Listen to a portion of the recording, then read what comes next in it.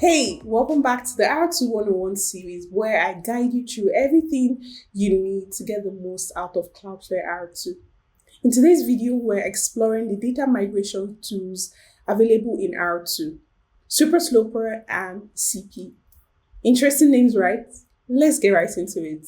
R2 Supersloper is a powerful one-time migration tool that lets you quickly and easily copy objects from other cloud providers to an R2 bucket of your choice.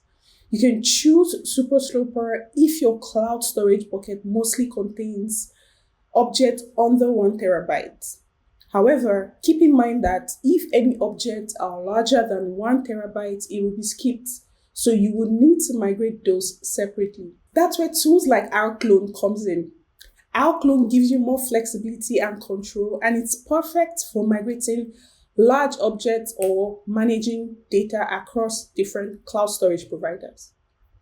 Currently, Cloudflare supports copying data into R2 from Amazon S3, Google Cloud Storage, and also Cloudflare R2. To migrate your data using Supersloper, you need to follow these steps. First, log into your Cloudflare dashboard.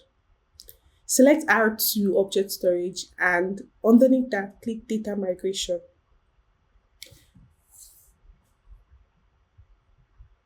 Now click Migrate Files and select your source cloud provider. In this case, I'm using Amazon S3. Make sure that your source credentials are already ready. You would need the S3 access key ID and secret access key. So I'll head over to my S3 dashboard to copy those. I already created a user outside of this demo, and I have the secret access key. But if you're doing that for the first time, you can head over to your AWS dashboard, and under here, you can create a new user. So you can get a new access key and secret access key. I'm going to change this after this demo, just because I already exposed it. Now we need to create policies for our credential. We need to set up a policy in the AWS console. And to do this, I'll head over to Policies, click Create Policy, and we're using the JSON editor for this. I'll go ahead and copy this out and replace it with this. Now you need to enter the bucket name that you're trying to migrate here. Mine is called my podcast episode. So I'll just copy that here as well. Great. Now I can go ahead and save this by clicking next. I'll give it a name. I'll call this S3 bucket policy. You can give it a meaningful name or give it a name that you can always remember, because there are a few policies on the dashboard that you need to search through. After that, I'll go ahead and create the policy.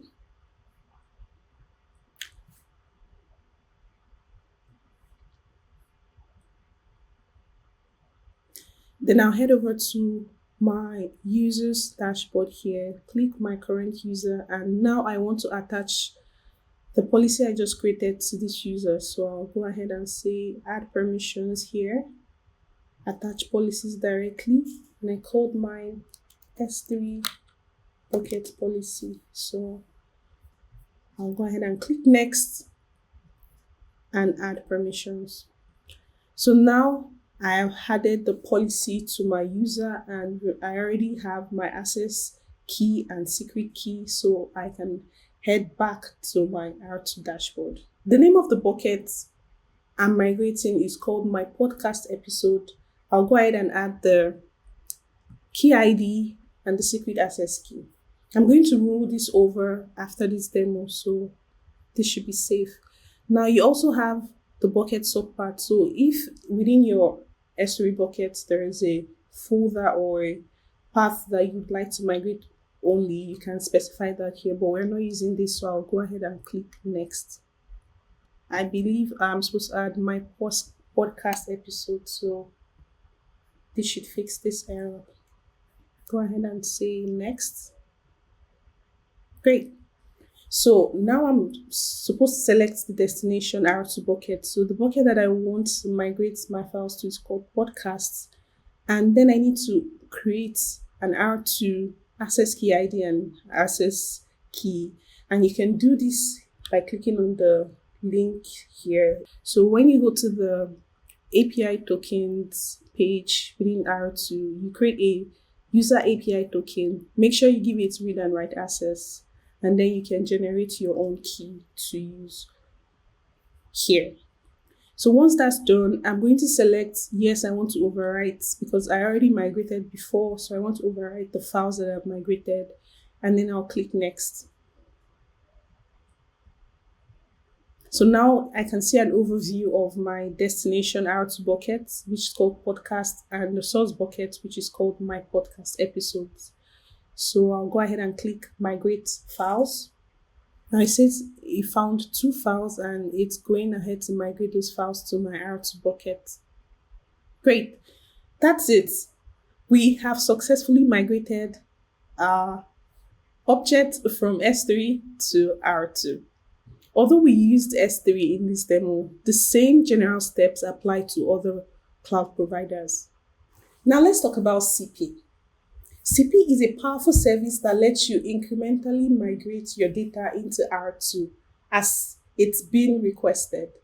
Instead of transferring everything at once, like we did with Super Sloper, which can be very expensive due to egress costs, Sippy uses a lazy loading strategy powered by Cloudflare Workers, S3 API, and public buckets. Here's how it works. If the object is already in your R2 bucket, it's served from there. If not, Sippy would go and fetch the object in its respective source. So if that's Amazon S3 or Google Cloud Storage, it serves it to your user and then copies the object into R2. All other operations like put and delete continues to work normally. This is super helpful if you want to avoid high upfront migration costs, or you have dynamic content and you want to serve them while migrating, or you're simply looking for a gradual, seamless migration. You can enable Sippy in 3 different ways. You can either use the dashboard, Wrangler, or the API. I'm going to show you how to use the dashboard to set up Sippy. First, head to the bucket of choice and go to settings. Then you scroll all the way down until you find incremental migration. Go ahead and click enable.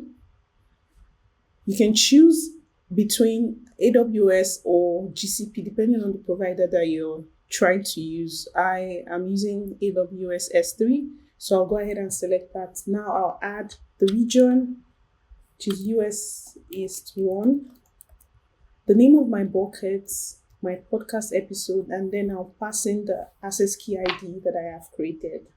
Go ahead and click enable. Great. And this should enable Sippy for the specified buckets that you've added. Now, the 2 other ways you can migrate is by using Wrangler or the API. I'll add a link to the description to the documentation where you can see how to set this up. Now that's how you can migrate your data into R2 using either Super Sloper or Sippy. These tools gives you the flexibility to move fast, cut down on cost, and keep your migration as seamless as possible. In the next video, I will show you how to access R2 storage directly from Cloudflare Workers. Thanks so much for watching, and I'll see you in the next one. Bye.